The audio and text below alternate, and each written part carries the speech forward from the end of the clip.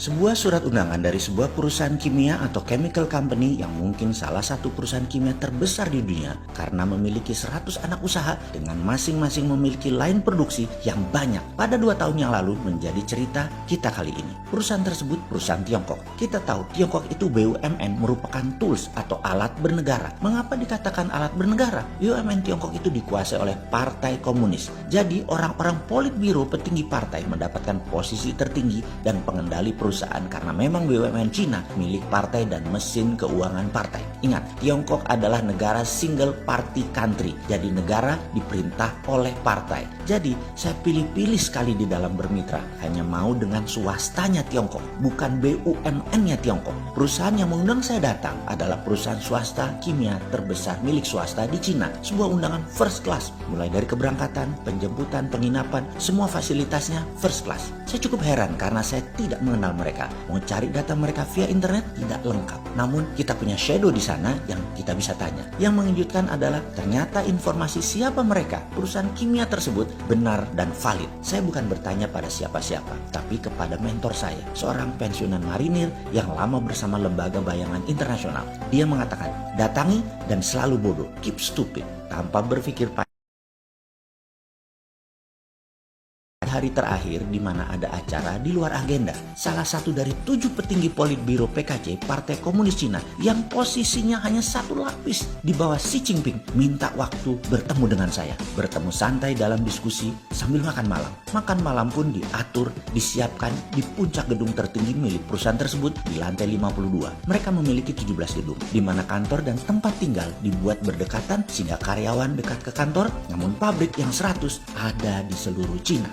Dikatakan kalau makan di restoran umum bisa-bisa ada foto atau dokumen-dokumen yang tidak boleh diketahui publik. Jadi makanannya harus di dalam kantor. Lalu di set up dinner tersebut di mana ada sebuah kebiasaan di Tiongkok. Formasi duduk menunjukkan siapa tamu utama, siapa tuan rumah dan lain sebagainya. Di sisi utara adalah sisi terhormat. Jadi dalam round table dinner di mana saya didudukkan di sisi utara dan ini sebuah kedudukan kehormatan. Kemudian di sisi kanan saya adalah tuan rumah dan tamu kehormatan ada dalam posisi kiri sisi utara. Jadi siapapun yang duduk di kiri saya, he's the guy.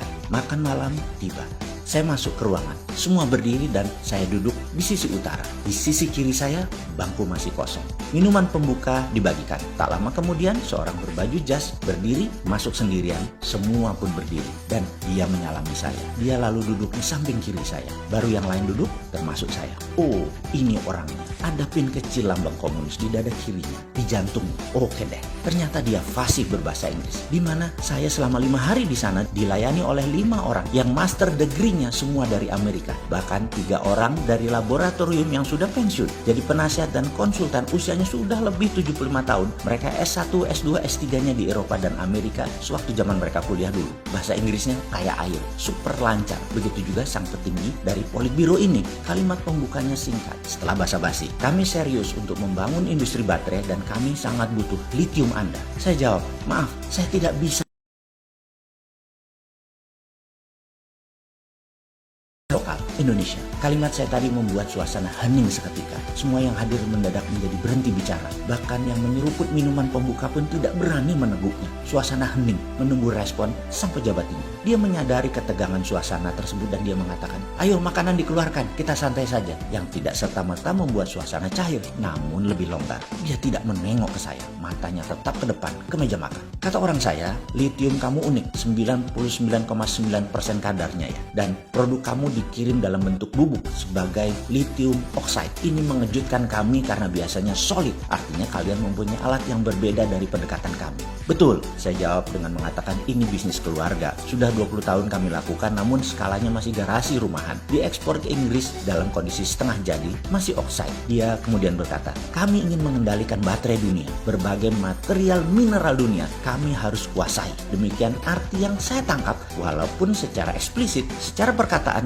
dia tidak mengatakan persis seperti itu. Lalu untuk baterai ini bukan baterai penyimpanan biasa yang hanya bisa menyimpan energi 1 dari 2, tapi bisa menyimpan menyimpan dan menghasilkan 5 dari 2. Ada fusinya, katanya menjelaskan rinci yang saya pahami maksudnya. Misalnya, dia menciptakan power bank untuk rumah, perlu 5000 watt. Maka baterai di-charge 2 jam dengan teknik fusi, maka 2 jam tadi cukup untuk memproduksi 5000 watt dan disimpan yang bisa dipakai seharian. Yang saya heran adalah mengapa dia harus turun tangan ya? Apa karena 5 hari ini saya hanya diam, keep stupid, juga ngotot tetap berpendapat bahwa pabrik harus di Indonesia, bahan baku dari Indonesia, tenaga kerja harus Indonesia. Dia hadir menjadi efek penggentar gitu ya, mau menekan atau mau membeli saya. Bagi saya, kalau mereka setuju dengan usulan saya, maka kita bisa mengcopy dan nanti buat sendiri. Indonesia jadi jawara baterai dunia. Sementara Cina dengan baterai ingin lepas dari ketergantungan energi dari batu bara dan minyak bumi. Kendala mereka tidak punya bahan baku membuat baterai. Mereka punya teknologi terapannya. Sementara kalau mereka ambil bahan dari kita hanya sebagai trader saja, tidak dapat nilai tambah.